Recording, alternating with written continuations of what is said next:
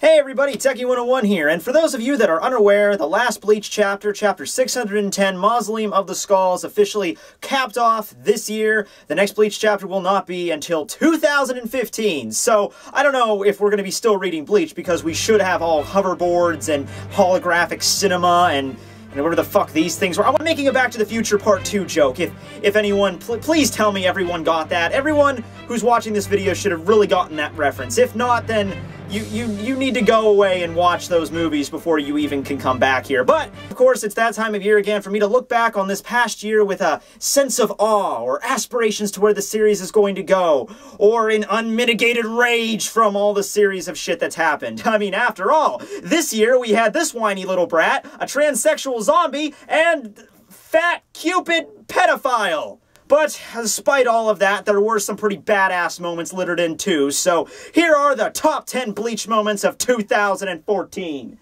Ichigo doesn't approve, apparently. He made number 9 anyway, so it doesn't even matter. Ha! Screw you, Ichigo!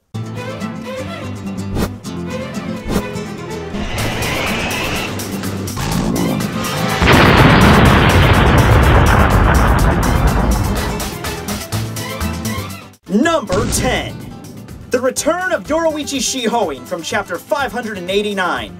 Alright, so let me just lay out some basic facts about Yoruichi's character here, okay? So, she's former captain of Squad 2, former leader of the Stealth Force, probably the most skilled user of Hakuda and Shunpo in the entire Soul Society, maybe being only eclipsed by, like, Yamamoto, but he's no longer with us, and probably Korinji Tenjiro, but he's a member of the Zero Squad, so that doesn't really count. And she's also wicked hot, and she can also spawn lightning bolts from any part of her body at will. So, you'd think with a track record like that, Kubo would maybe want to feature her more in his supernatural fighting manga. But unfortunately, no. Yoruichi barely appears in this freaking thing. She shows up in the Soul Society arc. She, you know, like, explains to Ichigo what Bankai is. She's used as little more of a training mechanism there. She fights against Soifone, which is like her one defining fight in the entire series. Then she fights about Yami very briefly. Then she vanishes. She pops back up again when Uruhara and Aizen are fighting, and, you know, she gets kind of, you know, bitch slapped there off panel. We don't see her again the rest of the time in that arc. She made a very, very brief, indirect cameo whenever Ichigo got his powers back. He was mentioning all the people that gave him their Ryatsu so he could get his powers back. Yoruichi was one of them. But then we get to the final arc, you know, what was that? Oh, over 100 chapters into the final arc before she even shows up again. And when she does, it's out of Orihime's tits. Okay, you know what? To be fair, that's not the strangest thing to ever pop out of Orihime's boobs, okay? I believe the 7 Dragon Balls were also found in there, Cloud's Buster Sword, and pretty sure that's where Goldie Roger hid the One Piece. But seriously, that always bugged me. Like, okay, we have Ichigo, Chad, and Orihime that are all in this little, like, 10 by 10 room. They're about to get shot into the sky in a giant cannonball, in case you don't know the context. And so they're in this, like, tight little enclosed room with only one way in and out, and then all of a sudden Yoruichi just pops out of nowhere underneath Orihime. So either she has literally been hiding in there, or she just, like, teleported, magically spawned underneath her. But regardless, she shows back up. Uruhara has apparently been ordering her to go collect some vague energy sources from the split in time and space. Not sure how you can collect those things in vials, but hey, Yoruichi managed to do it. And she is also one of the group that's heading up to the Soul Palace. So maybe we get a cool fight with her, one of the Zero Squad members taking on a Stern Raider like Perndina. That's my theory on who she's going to fight anyway, and we'll get a cool fight in the future. Also, we got introduced to her little brother, I've been hearing. That's what the gender has been settled on, like a male, so I'm going to go with that.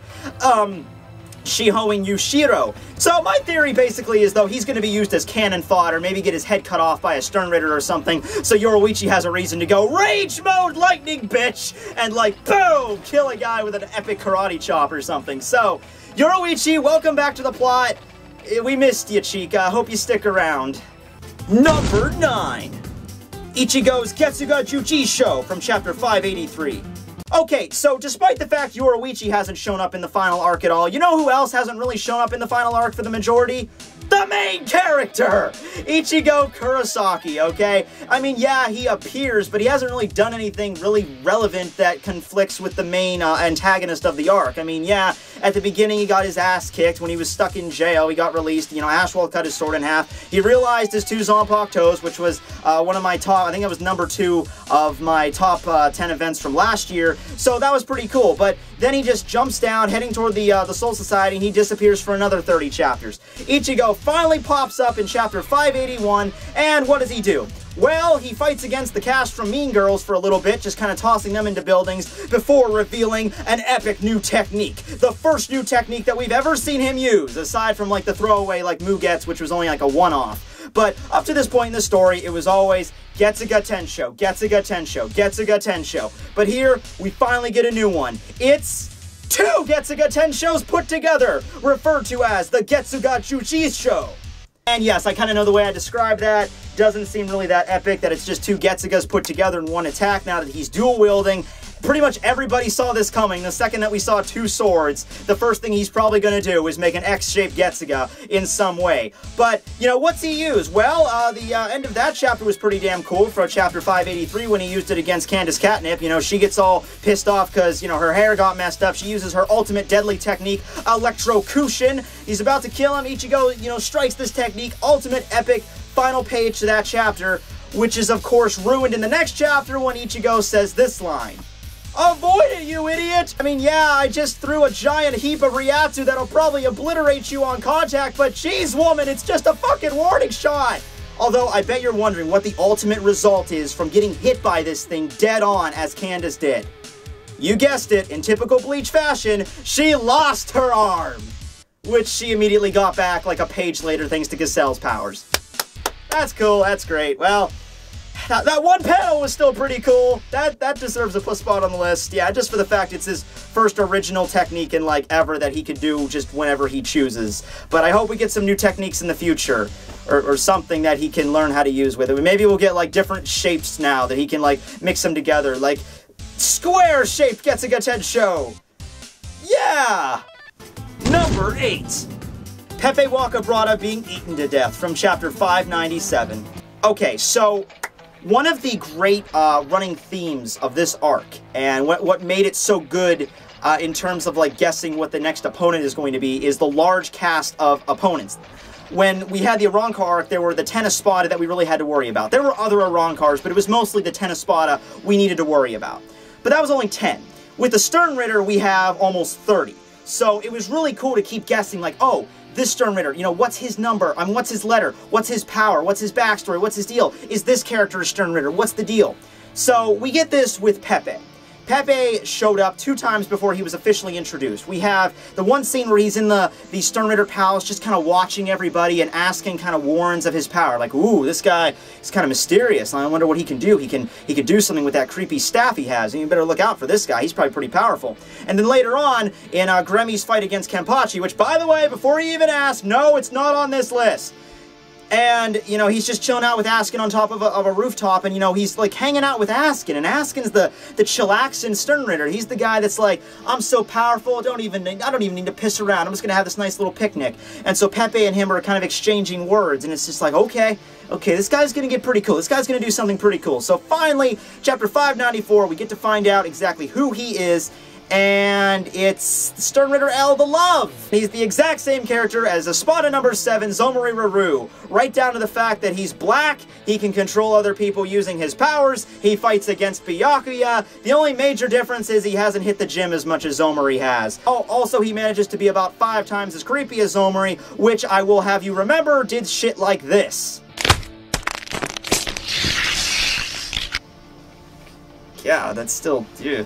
But, no, okay, so Pepe shows up, and, you know, his power at first is a little bit bland, but the real thing that freaks people out, that just breaks the creepy scale, is when he went Volt standing, and this was the outcome. I mean, my God, Kubo! How did you think that? I mean, this is disgusting!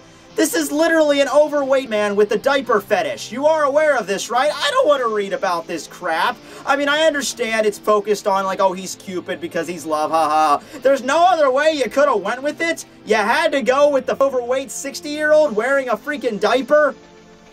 Ah, well, you know, as soon as I saw that, of course I wanted this guy to die a most horrible bloody death imaginable, which, one of the very few times in this series I can actually say, I got everything I wanted. He got the shit kicked out of him by Zombie Kensei a bunch of times, repeatedly kicked into the nuts, knocked into a building, to which then Stern Reader G. Loloto Lambert shows up about to devour him with her powers, and the last few seconds of Pepe's life are filled with him literally pissing himself in fear, crying, bawling his eyes out, please don't kill me, please don't kill me.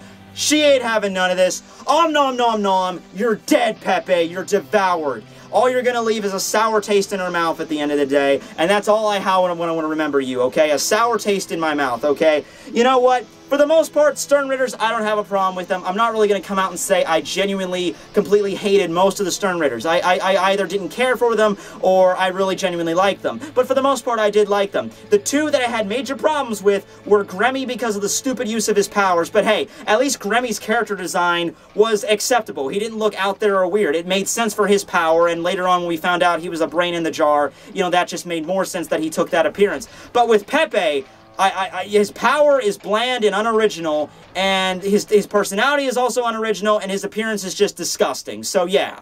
Number 7. Mayuri's defeat of Giselle Guel, chapter 596. So Giselle Guel is a girl who is actually a dude that can manipulate zombies. Why not, right? But the fact of the matter is, zombies are always cool. Doesn't matter who wields them. It's always an awesome concept. And in Bleach, that's no exception. The zombies here were pretty cool. I don't really have any problem with the zombies themselves. I wish that she would have taken more advantage of the deceased Stern Ritters and manipulated them, except for just Bambietta and a bunch of random Shinigami, but what can you do? But a battle between Zombie Girl and Mayuri Kurotsuchi, who also has zombies at his disposal. This fight was awesome, just simply for the fact that we got to see these Arankars that we just thought were deceased. They're manipulated by Mayuri, and as a typical fight with Mayuri usually goes, he doesn't usually do anything. He just kind of stands in the back and just, you know, lets other people fight for him, or lets the chemicals or drugs he's invented do the work for him also. In this case, he used a type of drug on Zombie Toshiro, a Zombie Rangiku, Zombie Rose, and Kensei in order to make it seem like their sense of time is being, you know, askewed, fucks up with their equilibrium, and makes them fall down in a massive sense of pain and immobilizes them. He then injects another drug into them, which makes them his zombies instead, and that's how he ultimately defeats Giselle. You'd think he would have done something more clever than just stab her in the heart, considering she's the zombie girl, and sure enough, later on we find out she's perfectly alive and well as with Bambietta, but whatever. I think Mayuri just took this more of like a moral victory, like, ah, you have zombies, well I have better zombies, girl! You can't top this, you just can't. And I just want to close this by saying that, guys, Toshiro, Kensei, Rose, and Rangiku, they're still all dead, by all accounts. You know, Mayuri didn't do anything to cure their zombieism. They're still possibly dead. So yeah, just have that in your mind for later. Number 6. The revealing of Yuha's backstory from chapter 565. Pretty early on in the year, what we got here was a revelation of not only what Yuha's past was, but also how he got his name and what his basic abilities were. Of course, his powers weren't more elaborated on until much recent chapters in his fight against Ichibei. But remember, up to this point, we knew nothing about this guy. We knew he was the head of the Quincy's, we knew he was tall, we knew he had a mustache that kept getting epic with every single chapter, but aside from that, we got nothing. I mean, he displayed simple Quincy techniques, like the, he could use, like, the holy bow and everything, and he used that, that sunk altar thing. Well, actually, he didn't even do that. It was Royd Lloyd, but he could do it too, obviously. So this was the first chapter we got any indication of who he was or what he could do. We get a little bit of his backstory here, and a little bit of backstory on Hashwolf as well as how he functions. While the Majesty sleeps, he becomes the father of the Quincy, and Hashwolf as dons the mask of the ruler. So, hints to a little bit more of, like, duality between those two existences. Like, they're like two sides of the same coin sort of deal. And how Yuha might not be the the horrible, malevolent creature dictator that we might know of. He might have a more innocent subconscious to him that is just not coming out while he's awake because he's the ruler when he was awake. But when he returns to his slumbering, maybe he has a much more kind nature. It's the weird way to look at it, but hey, it's the best we know so far. Since this chapter, we really got no more elaboration on his backstory or anything like that, but I hope that Kubo does some sort of like turn back the pendulum, you know, sort of thing to get to know about what happened 1,000 years ago. I did a whole video on Yuha's backstory and what possibilities could be, so I'm not going to go too in-depth through it here. But yeah, I hope we get more into that in the future, and nice number 6 spot, of course. Number 5. Hey, look, another Yuha moment. This time is his holy selection. Ass wall in, because I can't pronounce it the right way. If I even try, I'm just going to get a bunch of negative comments saying, "You can't speak German! Damn you English bastard!" Wait. But no, this scene is simply awesome because the chapters leading up to this were an all-out slaughter of His Majesty's elite Sternritter. We have Nimaya Oetsu, the god of the sword, literally going around, stabbing and taking out Harold Valkyrie, Lily Barrow, Perdina Parjungas, whatever, without any kind of, you know, without even breaking a sweat. He had a little bit of struggle with Askanak Levar, but even at the end of the day, he was able to take him down in just a single chapter. So he's finally ready to confront Yuha Bach with Sayabuse, the failed Zanpakuto that can cut literally anything. And what does Yuha do? He doesn't even glance at the guy. He just raises his hand, performs his holy selection, which allows him to move around the pieces of his soul that are in other Sternritters to the ones that need it the most. This, of course, means taking the powers away, / killing anybody that gets struck by this beam of light or anyone that's surrounding it. This is something that's a big deal because we see characters that were before this vastly loyal to Yuha Bach, such as Basby and Loloto Lampert, who, you know, they obeyed His Majesty. That's what Yuha was to them. That was their king, and they thought that if they served under him and obeyed him, that they would be brought into like the promised world or like the purging of all Shinigami. It's kind of vague what Yuha promised the Sternritters, but anyway, they were devoted to him. And you know, this goes beyond simply what the Espada viewed Aizen. The Espada viewed Aizen is basically the guy that's stronger than all of us. We could try to rebel against him, but we're just not going to win. With the Sternritters, they didn't even try to like rebel or anything. They genuinely believed in Yuha's mission, and here we see like the curtains pulled back and they finally see what Yuha sees them all. They're simply just things or fragments of his soul that he could just move around and kill whenever he wants. He doesn't give a shit about them personally, not in the state he's in right now anyway. And maybe we get you know, Basby and Loloto, they're still alive. Rest in peace, Robert Akutron, but they're still alive. So hey, maybe they'll team up with the Shinigami or something, or maybe they'll, you know, have like relay some important information to them about Yuha because Yuha kind of double-crossed them. Because obviously, Basby in particular, he doesn't look like he's going to be taking any orders from Yuha anymore if he survives this shit. Number 4. Raiding the Soul Palace.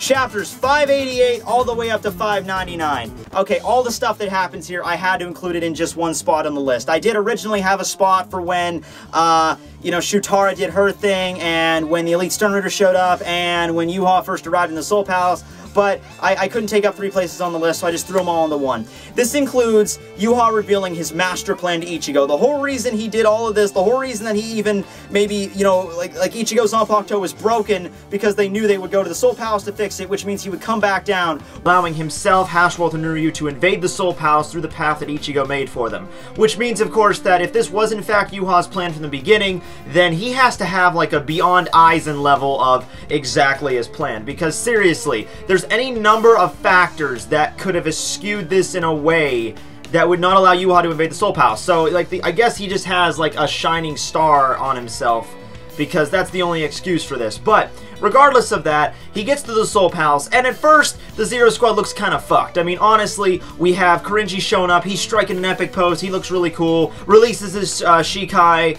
only to immediately then seal it again. He gets kind of negated by Nyanzel Weisel, but then Shutara shows up and takes out Nyanzel, and then it looks like, oh, okay, now the Zero Squad's going to do something, but then Yuha just summons his elite Sternritter that pretty much just dominate everybody. And then, of course, in Chapter 600, it's revealed that that was all a facade from the beginning. It was all a fake Soul Palace, and now the real fight gets started.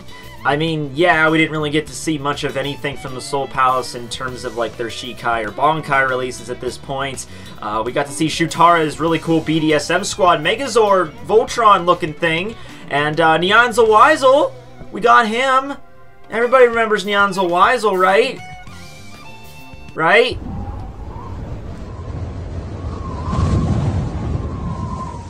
Number 3. Kenpachi releasing Nozarashi from chapter 577. Okay, so let me describe this situation to you, and it's going to sound a lot more epic than it really was in the manga the way I'm describing this to you, okay? So, Kenpachi Zaraki is fighting against Stern Ritter V, the visionary Temi Tome.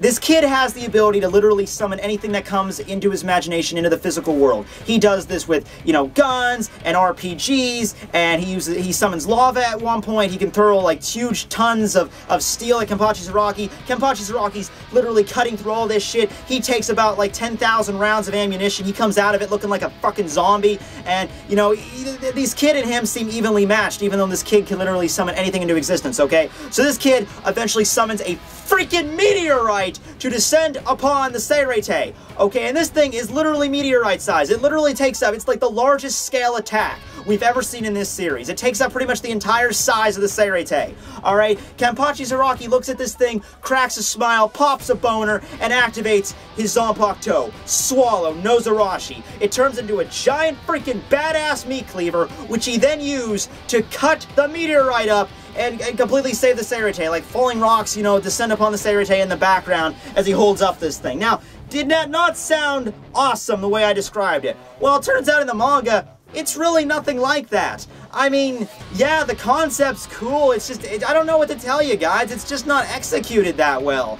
I mean, chapter 577, where he releases his Zanpakuto, like 2/3 of it is literally just watching people around the Seirete looking at the meteorite, and then even when Zaraki activates it, we don't really get to see anything that cool. The page, like everything else Kubo does mostly, is the, you know, the typical whited out scene. We don't actually get to see the scene where Kenpachi slices the thing and we see the thing slice, and then maybe slice again into 1,000 pieces, because how do you cut a meteorite just with one swing and then make it just obliterate into thousands of harmless falling rocks? You know, I mean, the centrifugal force of this thing has to be that of, like, Greek gods, but, I mean, I wouldn't doubt that, but it's just like, you know, Zaraki activates his sword, big explosion, and then he's just holding the sword and the meteor's gone. I mean, if Kubo would have just taken the extra chapter, I mean, the extra pages in that chapter, instead of showing, like, Basby or somebody freaking out, we could have seen, like, the actual meteor, like, slowly, like, maybe the impact of the sword, and then, like, the meteor begin to crack in all sections, and then it just literally obliterates in and on itself. I mean, we don't even get to know if Nozarashi has any special abilities or anything. I mean, you fan speculation, but that's it. But regardless of that, it's Kenpachi flippin' Zaraki's Zanpakuto that has a name finally, and it's an appearance very befitting its owner, so it has to be on the list. It has to be high up there. I'll throw it number 3. Number 2. Ichibei Hyosubi vs. Yuha Bach from chapter 605. The most recent thing on this list, and a fight that just ended in the last chapter. So we have Ichibei, apparently the head and the originator of all Shinigami, the strongest one, or so he says. And Yuha Bach, the same thing for the Quincy. Leader of the Quincy, possibly, well, yes, the strongest of all Quincy's. And, you know, we're having this big epic conflict, and, you know, on the chapter-by-chapter basis, reading it, it was kind of disconcerting, because it was like every chapter did the same exact arc, you know. Ichibei does something cool, and we think Yuha's dead, but then Yuha does something at the last minute to make it like he's not dead, or he nullifies Ichibei's attack. And this happens literally for 5 chapters, where Ichibei does something different that he thinks is going to kill him, or thinks that it's going to diminish Yuha's power, but then Yuha just turns right back around and does something else that makes him negate that power. Of course, in chapter 609, we find out that, okay, he has the Almighty, so any attack that he witnesses, doesn't matter what it is, doesn't matter if it even has the ability to reduce his abilities, he can nullify it, and he can just basically be the almighty god or whatever.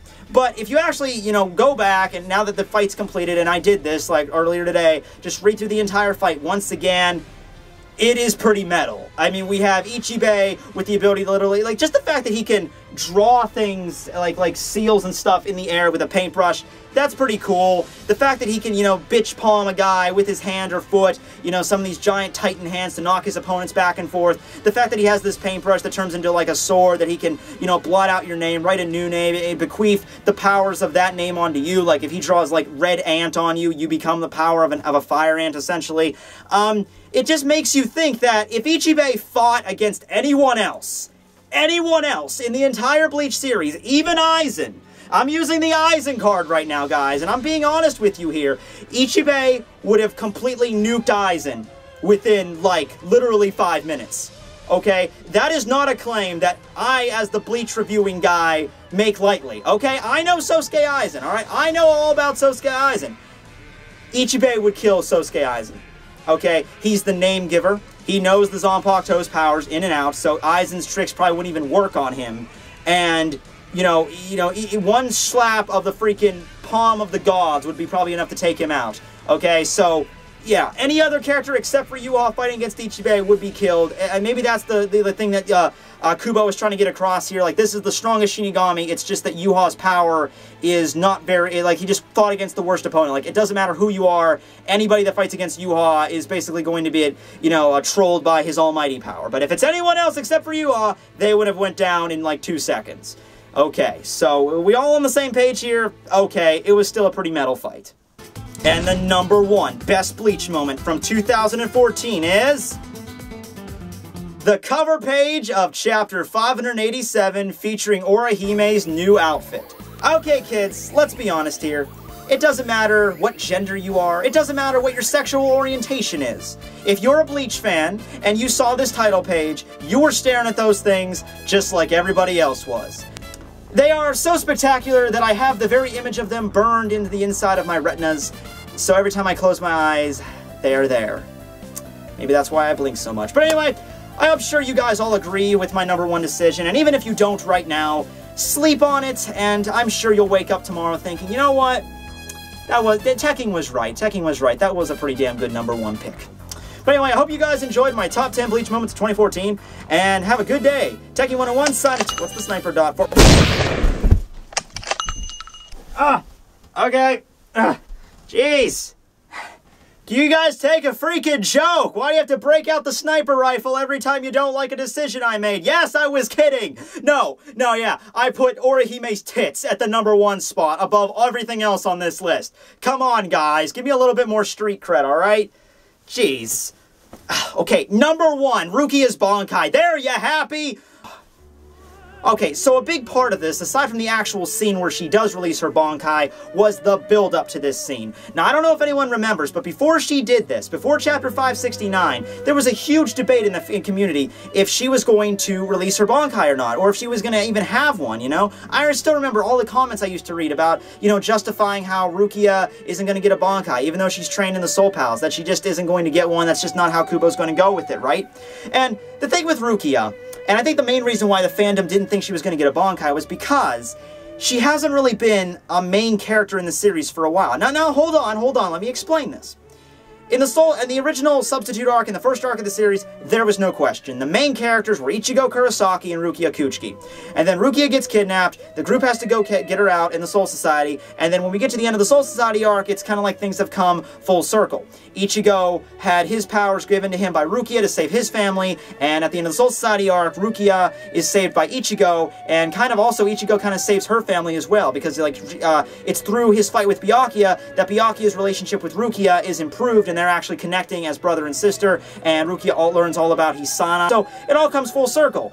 And it actually kind of doubles back around to full circle again at the end of the Fullbringer arc when Rukia once again restores Ichigo's Shinigami powers. Symbolism! But anyway, aside from that and those little gaps, she's really done nothing. I mean, in the Arrancar arc, she had really one major fight, and that was with Aranyero. But here's the thing. After Aranyero's fight, which, by the way, rent her unconscious and almost killed her, she did nothing else for like a good 5-6 years in the series, where she did nothing. I mean, she shows up at the end of, like, the Fake Karakura arc and everything, and at the very end of the Fullbringer arc, she has a little fight against Riruka, but nothing that really tests her abilities to the maximum. But yeah, even before the fight with Riruka, she was gone from the series for a very long period of time. And I think after a while, we kind of just forgot about, you know, like, her being a main character and stuff like that. She was just kind of pushed into the background. Even in the final Year Blood War arc, she didn't really get any action until her fight with Asnod. We didn't even see who she was fighting in the first invasion at all. But then she has, here we go, a dignified battle with Asnod, the same guy that almost killed Byakuya, or rather should have. And, you know, the fight goes, you know, like you think she's going to win, and, you know, Asnod comes back with something, and, you know, they have this whole philosophy about fear or whatever, and then Byakuya shows up. But the beautiful thing Kubo did here, and something he could have easily done, is just have, you know, Byakuya with his newfound powers just curb stomp Asnod in an instant, because he easily could have. He gives Rukia the chance to finish him off. He gives his little sister words of wisdom and encouragement that Rukia has never received before in her life from her big brother.